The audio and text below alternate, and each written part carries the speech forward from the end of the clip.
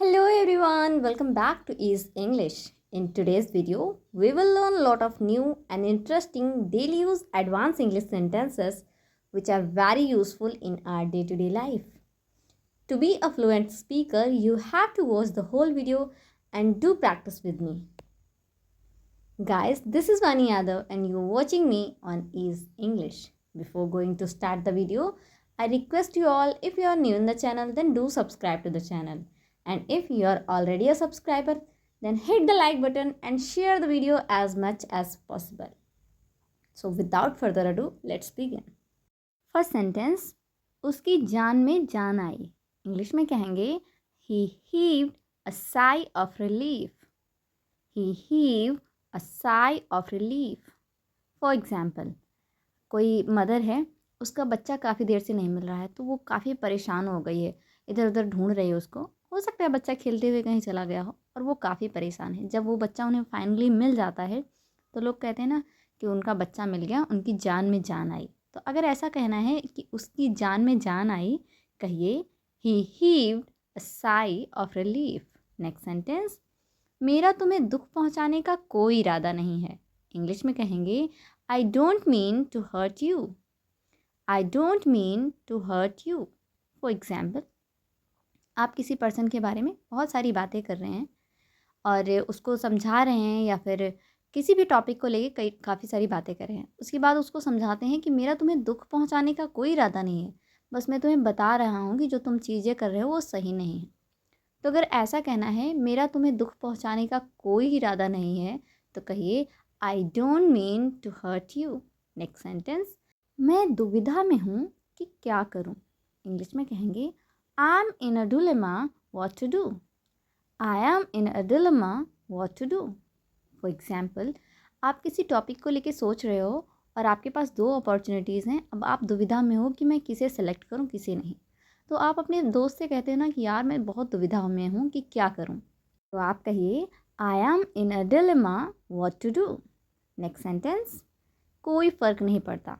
कहेंगे It doesn't make any difference. It doesn't make any difference. For example, आपके घर कोई गेस्ट आए और शायद आप उन्हें बिल्कुल पसंद नहीं करते हैं, लेकिन वो आ गए तो अब घर पे हैं, तो आपका फ्रेंड आपके मज़े लेने के लिए कहता है और बताओ क्या कैसा लग रहा है. तो आप कहते हैं कोई बात नहीं, मुझे तो कोई फ़र्क नहीं पड़ता. तो कहिए it doesn't make any difference. It doesn't make any difference means situation same है, कोई फ़र्क नहीं पड़ रहा है. नेक्स्ट सेंटेंस, दोनों प्यारे लग रहे हैं. इंग्लिश में कहेंगे both are looking lovely. both are looking lovely. For example, आपके घर में दो छोटे छोटे किड्स हैं और आप किसी पार्टी के लिए जा रहे हो, उन्हें आपने बहुत अच्छे से रेडी किया, फिर कहते हो ना कि दोनों कितने प्यारे लग रहे हैं. तो कहिए both are looking lovely. Next sentence, वह हमेशा मेरे रास्ते में टांग अड़ाता है. इंग्लिश में कहेंगे he always stands in my ways. he always stands in my ways. For example, आप जो भी काम करने जाते हो, भाई जो है आपका उसमें कुछ ना कुछ आपको कोई ना कोई चीज़ बता देगा कि इसमें ये ख़राब है, उसमें वो ख़राब है, इसमें ऐसा मत करो. तो आप एक दिन परेशान होकर कहते हो ना कि मम्मा मैं हमेशा जो भी काम करती हूँ ना वो मेरे यहाँ रास्ते में हमेशा टांग अड़ा देता है. तो अगर ऐसा कहना है कि वो मेरे रास्ते में टांग अड़ाता है, कहिए he always stands in my ways. Next sentence, मैं इस बकवास को सहन नहीं कर सकता. इंग्लिश में कहेंगे I can not tolerate this nonsense. I can't tolerate this nonsense. For example, कोई आपका कलीग है या फिर कोई फ्रेंड है, वो आपके बारे में बहुत गलत गलत बात बोल रहा है, आप सुन रहे हो, उसके बाद एक लिमिट के बाद कहते हो ना कि बस मैं इस बकवास को सहन नहीं कर सकता. तो कहिए I can not tolerate this nonsense. या फिर कह सकते हैं I can't tolerate this nonsense. Next sentence, हमें कड़ी से कड़ी मेहनत करनी है. इंग्लिश में कहेंगे we have to work harder than the hardest. We have to work harder than the hardest. For example, आपके यहाँ स्कूल में मैचेस हो रहे हैं, स्पोर्ट्स के मैचेस हो रहे हैं, तो आपके जो टीचर हैं या फिर आपके जो कोच हैं, उन्होंने कहा कि हमें कड़ी से कड़ी मेहनत करनी है ताकि इस बार हमें ही ट्रॉफ़ी मिले. तो अगर ऐसा कहना है कि हमें कड़ी से कड़ी मेहनत करनी है, आप कहिए we have to work harder than the hardest. Next sentence, आपके भाई को कब से बुखार है. इंग्लिश में कहेंगे how long has your brother been down with fever. How long has your brother been down with fever. For example, आपके भाई को बुखार है, आप उसे डॉक्टर के पास लेके गए और बोला कि डॉक्टर मेरे भाई को बुखार है, आप प्लीज़ उसका चेकअप कर दीजिए. तो डॉक्टर आपसे पूछते हैं ना कि आपके भाई को कब से बुखार है, तो उन्हें पूछना चाहिए how long has your brother been down with fever. Next sentence, मैं उसे धोखा नहीं दे सकता. कहेंगे I can't cheat her. I can't cheat her. For example, आप किसी इंसान से बहुत ज़्यादा प्यार करते हैं, आपको उससे बहुत लगाव है और लोग कह रहे हैं कि अरे यार उसका साथ मत दो, वो ऐसी है या फिर वैसी है. तो आप कहते हो नहीं, मैं उसे धोखा नहीं दे सकता, वो मेरी फ्रेंड है. तो अगर ऐसा कहना है कि मैं उसे धोखा नहीं दे सकता, कहिए आई can't cheat her. Next sentence, उसने मुझे धोखा दिया. कहेंगे ही cheated on me. He cheated on me. For example, आपका कोई फ्रेंड है जो आपकी जानकारी के बिना कुछ ऐसा काम कर रहा था जो आपको पसंद नहीं है, तो आप कहते हो कि उसने मुझे धोखा दिया है, उसने मुझे बताया नहीं है, उसने मेरा ट्रस्ट ब्रेक किया है. तो अगर ऐसा कहना है कि उसने मुझे धोखा दिया है, कहिए he cheated on me. Next sentence, उसको बहुत चोट लगी है. कहेंगे he is badly hurt. He is badly hurt. For example, आपका दोस्त है, उसको कहीं चोट लग गई है. कोई इंसान आया, आपको बताता है कि आपका जो दोस्त है ना, उसको बहुत चोट लगी है. तो अगर उसने ये कहा कि उसको बहुत चोट लगी है, तो उसे कहना चाहिए he is badly hurt. Next sentence, क्या मुझे काफ़ी देर इंतज़ार करना पड़ेगा.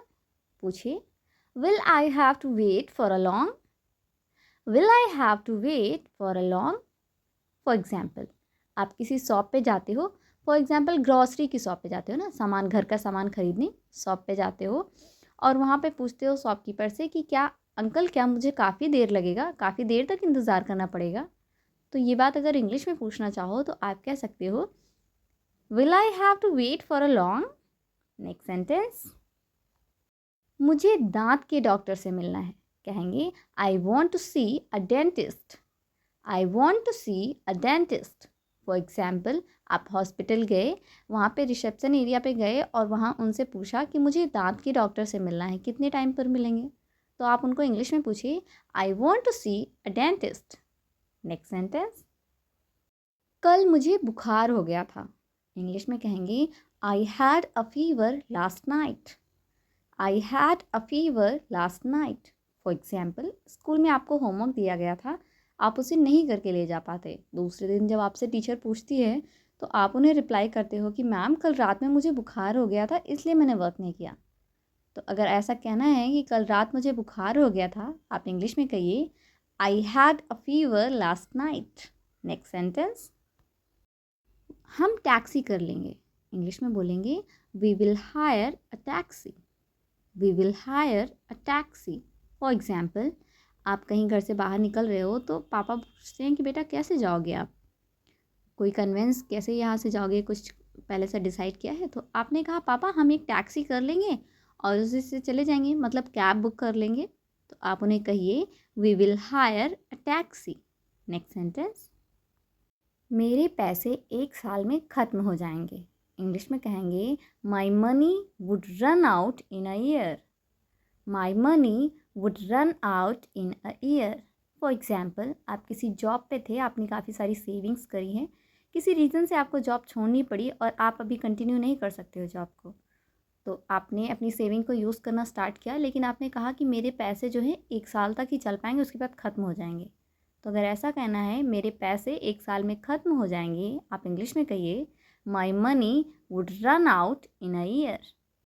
Alright guys, that's all for today. I hope आपने वीडियो को पूरा देखा होगा, वीडियो आपको बहुत इंटरेस्टिंग लगा होगा और कई सारे नए नए सेंटेंसेस आपने सीखे भी होंगे. वीडियो अच्छा लगा है तो प्लीज़ वीडियो को लाइक करें, ज़्यादा से ज़्यादा शेयर करें अपने फ्रेंड्स और फैमिली के साथ. और हाँ, चैनल पे पहली बार विजिट कर रहे हैं तो प्लीज़ चैनल को सब्सक्राइब करना बिल्कुल भी ना भूलें. मिलते हैं हमारे नेक्स्ट वीडियो में. Till then, bye bye.